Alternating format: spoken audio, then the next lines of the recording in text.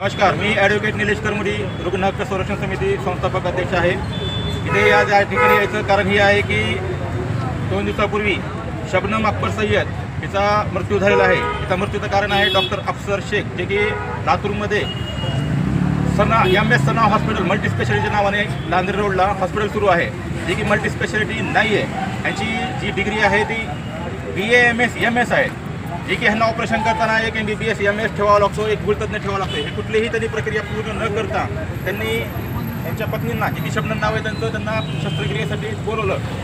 कुठलेही काही होणार नाही म्हणून ह्यांना तशी शाश्वती दिली व एका रूममध्ये येऊन ऑपरेशन केलं आणि तिथे काय झाले काय माहीत नाही. अचानक पेशंट सिरियस झाला. त्यानंतर त्यांनी गुरुमाऊली हॉस्पिटलमध्ये पाठवले लातूरच्या, आणि तिथून त्यांना पाठवले आणि या दरम्यान ती कुठेही शुद्धीवर नाही आली, तिथं निधन झालं.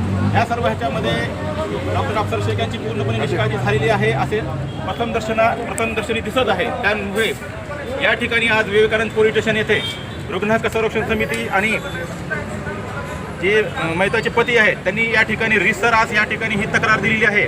या तक्रारीवर माननीय पोलीस निरीक्षकांनी चौकशी करून त्याच्यावर समिती गठीत करून त्यांच्यावर कारवाई करण्याचे आश्वासन दिलेले आहे.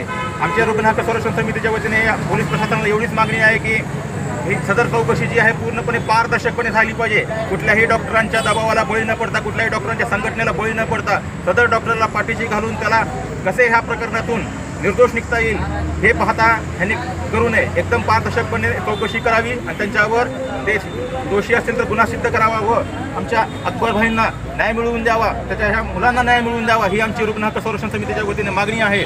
आमच्या जिल्हाध्यक्ष रुग्ण हक्क संरक्षण समितीचे दीपकजी गांगणे साहेबांनी पण त्या हॉस्पिटल संदर्भात पूर्वी तक्रारी दिलेल्या होत्या.